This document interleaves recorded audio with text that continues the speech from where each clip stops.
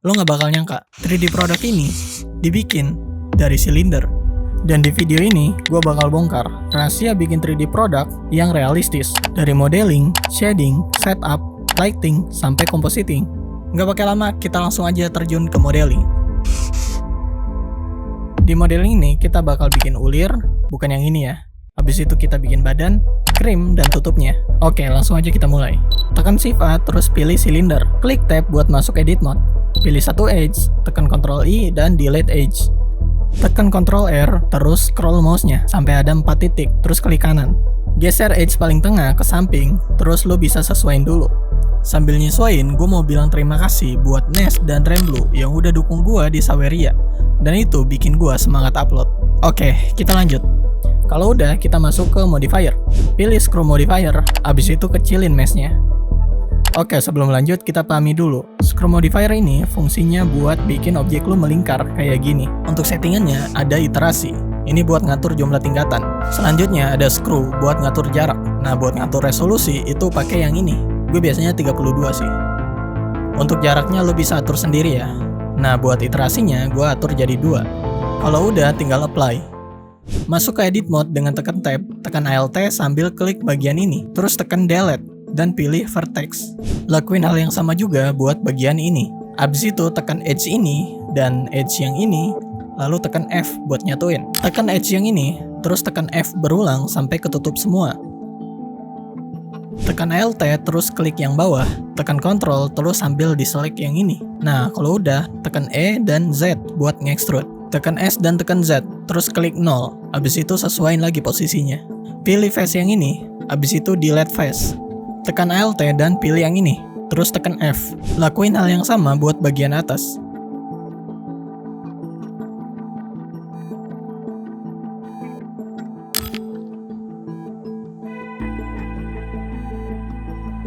Sekarang kita bikin bagian tubuhnya dulu. Kita masukin dulu referensinya. Oh ya, referensinya udah ada di deskripsi ya. Ubah lokasinya ke 0, terus atur rotasinya. Nah, di edit mode, sesuaiin objek sama referensinya. Tekan E plus S buat gedein.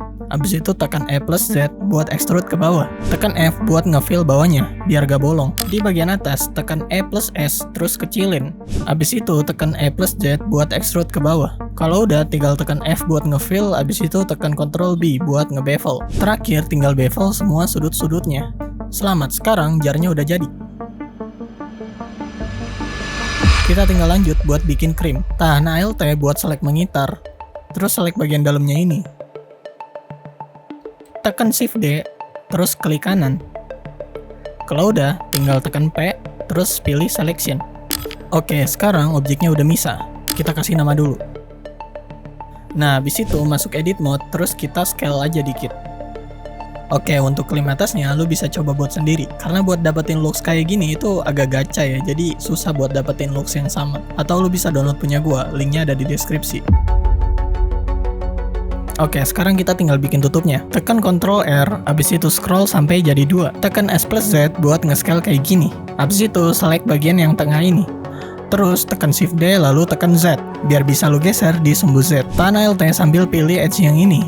Nah, tekan F buat ngefill, terus tekan I sambil sesuaiin lingkarannya. Abis itu tekan E dan Z buat extrude kayak gini. Abis itu select bagian atasnya, terus tekan F. Pilih tutup botolnya, terus tekan P. Abis itu pilih selection. Kalau udah, tinggal lu kasih nama dulu. Masuk ke edit mode lagi, tekan dua bagian ini, terus tekan S, Shift, dan Z. Pilih beberapa sudut, terus Ctrl B buat bevel. Nah, setelah selesai, ini bakal jadi ending dari step modeling kita. Sebelum kita terjun ke basic shading. Oke, di shading ini kita cuma butuh 3 shading. Jar, cream, sama tutupnya aja. Kita mulai dari yang paling sulit dulu. Pertama, lu ubah timeline-nya dulu ke shader editor. Habis itu klik new.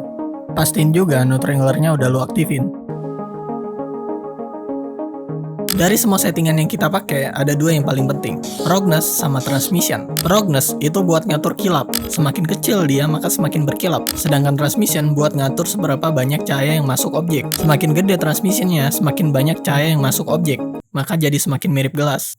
Ya, simpelnya kayak gitulah. Kita lanjut, kecilin roughness-nya, abis itu gedein transmission-nya. Terus masukin logo Blender. Pencet Ctrl T, abis itu tambahin color ramp. Tambahin gradient, pasang mapping antara gradient dan koordinat. Tambahin separate XYZ, terus pasang di bagian ini. Pasang Z-nya ke gradient, abis itu atur lokasi mappingnya buat nyesuain. Di color ramp, ubah warna putih jadi warna hijau dan warna hitam jadi warna kuning. Nanti kita sesuaiin kalau udah dikasih lighting. Sekarang pilih tutupnya, terus klik new. Kurangin roughness-nya. Nah, untuk krimnya kita kurangin juga roughness-nya. Terus ubah warnanya jadi Tosca. Nah, buat yang isi itu samain aja materialnya kayak material krim tadi.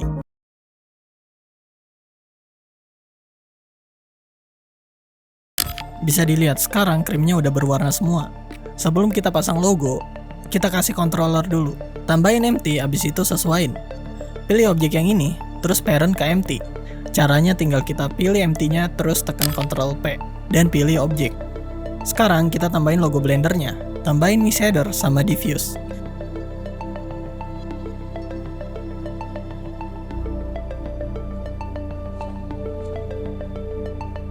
Di edit mode, pilih semua face di jar-nya, terus klik U dan pilih Smart UV Project. Di shader editor, tambahin invert node. Masuk ke UV editing, klik semua face, terus taruh di tempat yang putih ini. Pilih beberapa face ini, terus klik U, pilih Smart UV Project. Klik U lagi, pilih minimum stretch. Atur lokasinya sampai pas kayak gini. Dan objek kita udah siap di setup. Ini sebenarnya lumayan simple. Lu cuma butuh kamera, lens, sama cube aja. Tambahin cube. Abis itu kita tambahin kamera. Klik kamera to view, biar kita bisa ngatur secara POV. Kalau udah, kita atur resolusinya biar jadi square.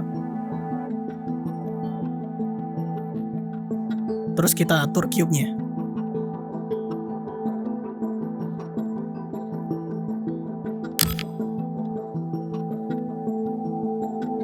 Habis itu duplikat objeknya, terus kita sesuaiin angle-nya.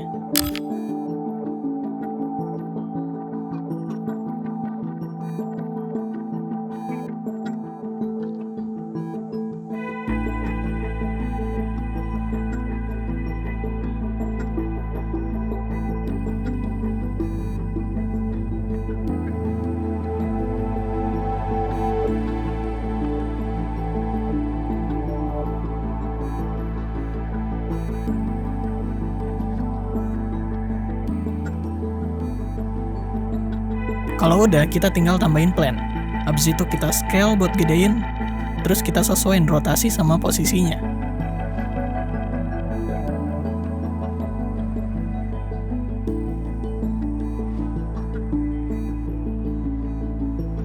Dan setup kita udah jadi. Sekarang kita tinggal masuk ke lighting. Biar gampang ngatur keterangannya, kita bagi lightingnya jadi dua. Yang pertama, lighting buat background. Ini adalah lighting yang paling terang. Yang kedua, lighting buat foreground, yang lebih rendah. Untuk lightingnya sendiri, gue pakai area di semua titiknya ya. Settingannya, untuk viewport gue pakai 32. Dan kalau buat render, itu gue pakai 500. Jangan lupa ganti mode shadingnya dari objek ke world. Oke, sebelum ngatur lighting, kita kasih SDRI dulu. Linknya ada di deskripsi. Masukin SDRI-nya, terus connect sama color. Tambahin koordinat sama mapping. Abis itu tambahin divide dari matte node. Sekarang kita udah bisa lihat objeknya. Kita tinggal susun lightingnya. Pertama kita mulai dari background. Ini keterangannya tinggi ya. Kita kasih area di daerah bawah ini. Terus kita set keterangannya 120. Lalu kasih di daerah atas ini. Untuk keterangannya gua set 1504. Dan turunin angle-nya jadi 16. Sekarang area background udah jadi. Kita masuk ke bagian foreground dengan keterangan yang lebih rendah. Kasih area di atas sini, terus kasih area juga di samping kiri sini. Untuk keterangannya gue setup 8.3. Tambahin area di samping kanan sini. Untuk keterangannya gue set 9.2. Dan satu area lagi di samping kanan. Keterangannya gue set 14. Terakhir lu tinggal tambahin bola-bola spear ini. Untuk shadingnya ini sama semua, lu bisa copy dari gua kalau lu mau. Ya ini cuman beda warna doang sama yang warna hijau. Setelah dikasih lighting, gue ganti beberapa settingan shadingnya. Ini untuk shading jarnya, dan ini untuk shading krimnya.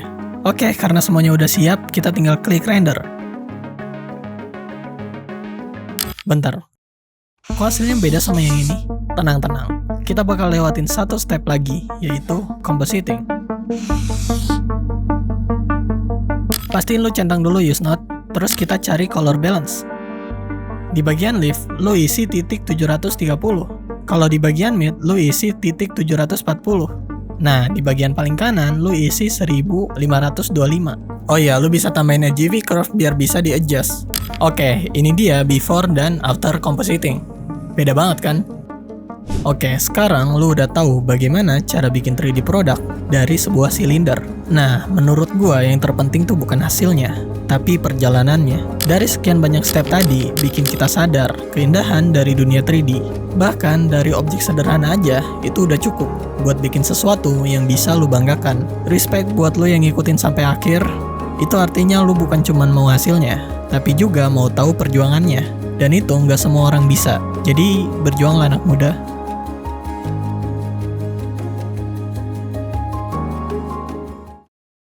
Oh iya, kasih tau gua dong, gimana menurut lo editing kayak gini di video tutorial? Bikin tambah ngerti, apa bikin tambah pusing? Apa kecepatan? Atau ada beberapa detail yang kelewat? Menurut lo perlu nggak sih editing kayak gini di next tutorial? Dan kira-kira kedepannya gue bikin video apa lagi ya? Basic shading kah? Atau optimalisasi Blender? Atau update Blender 4.5? Atau bahas topologi? Banyak juga ya? Coba tulis pendapat lo. Oh iya, Blender project file ini bakal jadi hadiah buat orang yang support paling banyak di Saweria.